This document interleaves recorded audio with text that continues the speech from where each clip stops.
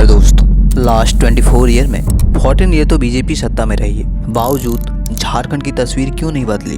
क्या बीजेपी ने झारखंड के लोगों को ठगने या लूटने का काम किया है? क्या हमारी मिनरल्स, हमारी जंगल, हमारी जमीन को एक्सप्लॉइट करने का काम किया है? आइए विस्तार से समझते हैं और देखते हैं हमारे लिए, झारखंड के लिए कौन बेहतर विकल्प है, बीजेपी या जेएमएम। बट उससे पहले बात होगी झारखंड विधानसभा इलेक्शंस की। आखिर क्यों हेमंत सोरेन की अगुवाई वाली जेएमएम कांग्रेस ने पिछले 5 सालों में ना तो डेवलपमेंट किया, ना रोजगार दिया, बिजली भी नहीं रहती है और ना ही रहता है पीने के लिए साफ पानी। उलट इससे 5 ईयर में सबसे ज़्यादा करप्शंस हुए, सबसे ज़्यादा पेपर लीक हुए और पेपर खरीद फरोख्त। मुख्यमंत्री से लेकर मंत्री, विधायक, अफसर, इंजीनियर सभी करप्शंस के केसेस में जेल में हैं या जेल से होकर आए हैं। बावजूद क्यों हेमंत सोरेन दूसरी बार झारखंड के मुख्यमंत्री बन सकते हैं? आखिर क्यों?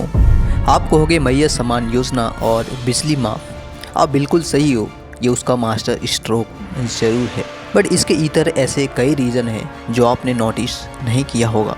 पहला, कोरोना पेंडेमिक के समय हेमंत सोरेन में एक प्रवासी मजदूरों को लेकर जुझारूपन था। हमने देखा कैसे कोरोना पेंडेमिक के समय जब झारखंड के प्रवासी मजदूर दूसरे स्टेट में स्ट्रगल कर रहे थे, उस दौरान उसे झारखंड लाने का काम किया। चूँकि ये मामला किसी की डायरेक्ट लाइफ से जुड़ा था, हेल्थ से जुड़ा था और एक पूरा परिवार से जुड़ा था, और इसीलिए यह एक सराहनीय काम था। बट जैसे ही बिजली माफ और मैया सम्मान शुरू किया, झारखंड के प्रवासी मजदूर हो, गरीब परिवार हो, लाचार परिवार हो, उन्हें ये भरोसा हो गया कि अगर कोई कुछ कर सकता है, अगर हमारे लिए कोई खड़ा हो सकता है, तो वह सिर्फ और सिर्फ हेमंत सोरेन है। और इसीलिए जब आप गांव देहात में घूमोगे, लोगों से बात करोगे, तो आपको जेएमएम की चर्चा सुनाई देगी। दूसरा, पत्थलगड़ी मूवमेंट। झारखंड के आदिवासियों द्वारा शुरू किया गया पत्थलगड़ी आंदोलन आदिवासी अधिकार के लिए एक बड़ा मूवमेंट था, जिसे रघुवर दास वाली बीजेपी सरकार के दौरान 2017-18 में शुरू किया गया था, जो झारखंड के 4 डिस्ट्रिक्ट खूंटी, गुमला, सिमडेगा और पश्चिमी सिंहभूम पर केंद्र था। हालांकि संपूर्ण झारखंड आदिवासी अधिकार की लड़ाई थी, जिसमें प्रशासन और आदिवासियों में खूब संघर्ष देखने को मिला था। कई लोगों पर मुकदमा भी दर्ज हुआ था।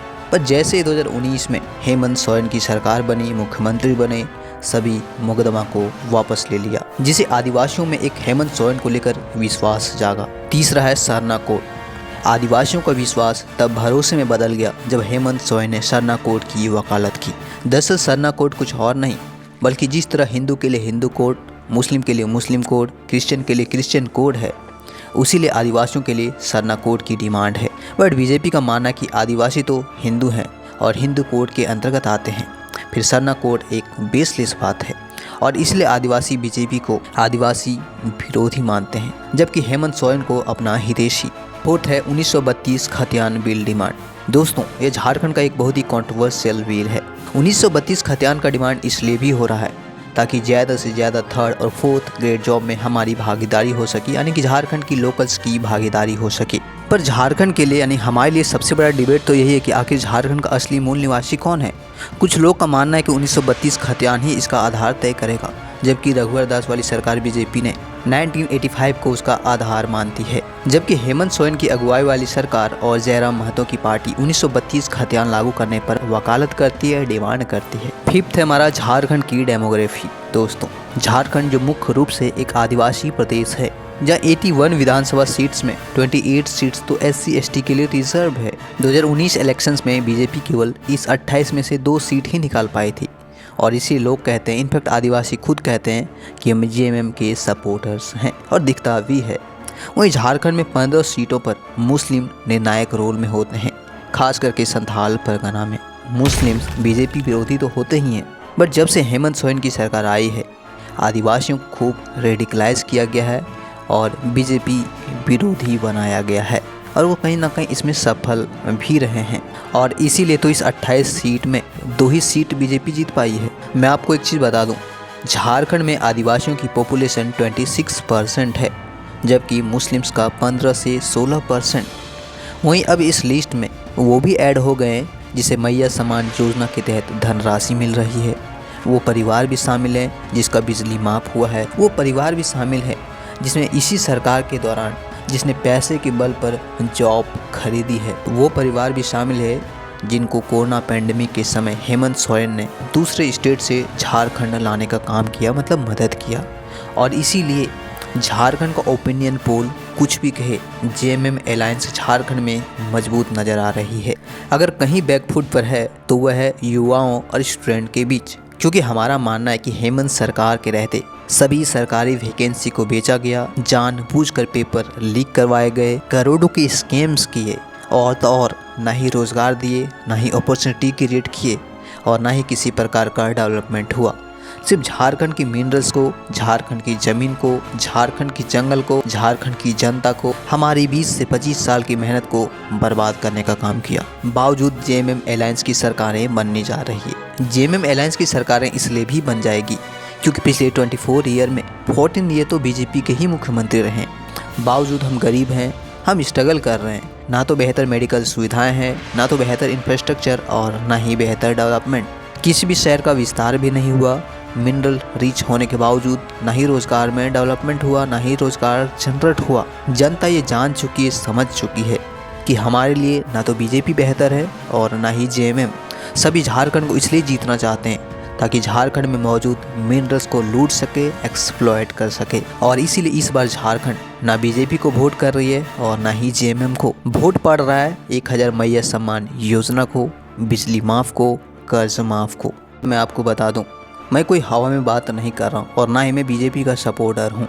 झारखंड में अब तक जो भी डेवलपमेंट देखते हो, जो भी मतलब कुछ भी, या तो बाबूलाल मरांडी की सरकार में बना है या रघुवर दास का इनिशिएटिव है, मतलब बीजेपी रूल में बने हैं। रघुवर दास वाली सरकार की ही अगर मैं बात करूं तो झारखंड के हित में कई बड़े फैसले लिए गए हैं, कई बड़े प्रोजेक्ट शुरू किए गए थे। कुछ बनकर तैयार हो गए तो कुछ रघुवर दास की सरकार जाते ही डेवलपमेंट भी चली गई। तो सबसे बड़ा सवाल यही है हमारे लिए कि एक तरफ हम कहते हैं कि 14 साल बीजेपी ने कुछ भी नहीं किया, वहीं हम दूसरी तरफ ये भी कहते हैं कि जो भी डेवलपमेंट हुए वो बीजेपी के दौरान ही हुए। तो फिर हमारे लिए जेएमएम बेस्ट है या बीजेपी? दोस्तों, इस प्रश्न का जवाब हमारे पास तो नहीं है, बट अगर आप वीडियो के एंड तक रहते हो तो आपको ये बातें समझ में आएगी कि झारखंड के लिए, झारखंड की जनता के लिए कौन बेहतर है। आप कल्पना करो, मतलब झारखंड की पूरी हिस्ट्री ले लो, ज्योग्राफी ले लो, पॉलिटी को एक्सप्लोर कर डालो और हमें जवाब दो। आपके गांव में गरीबों के लिए जो घर बना है वो किसने बनाया? आपके गांव में जो सड़क बनी है वो किसने बनाया? गरीबों में जो फ्री का राशन मिल रहा है वो कौन दे रहा है? झारखंड में जो नक्सलियों की गतिविधि कम हुई है वो किसने ख़त्म किया? आपके गांव में बना शौचालय किसने बनवाया? आपके गांव में मिल रहा सप्लाई टैप वाटर किसने दिया? आपके एरिया में नया पावर ग्रिड किस कार्यकाल में तैयार हुआ या किसका इनिशिएटिव था? आपके गांव तक इंटरनेट किस सरकार के दौरान पहुंचा? आपके ग्राम पंचायत भवन किस पार्टी के कार्यकाल में बना? आपके आसपास के रीजन में नया हॉस्पिटल किसने बनवाया? आपके रीजन का नया रेलवे ट्रैक या नई रेल किसने दिया? आपको मालूम पड़ेगा ये सभी इनिशिएटिव प्रधानमंत्री मोदी जी के हैं या बीजेपी के कार्यकाल में शुरू हुए हैं। सबसे बड़ा सवाल तो यही उठता है कि फिर भी हम जेएमएम या कांग्रेस को वोट क्यों कर रहे हैं? सिर्फ इसलिए ताकि वो पेपर लीक करवा सके, या इसलिए ताकि हमारी सीट अमीरों के हाथों बेच सके, या इसलिए वोट कर रहे हैं ताकि किसी एक पार्टिकुलर कम्युनिटी को सपोर्ट दे सके, या इसलिए वोट करते हैं ताकि भोली भाली आदिवासी को रेडिकलाइज कर सके, हिंदुओं के खिलाफ भड़का सके? आप हमें जवाब दें। जेएमएम और कांग्रेस ने ना तो आपके बच्चों को नौकरी दी, ना छत दिया, ना खाने के लिए अनाज, ना सड़कें, ना बिजली, ना पानी।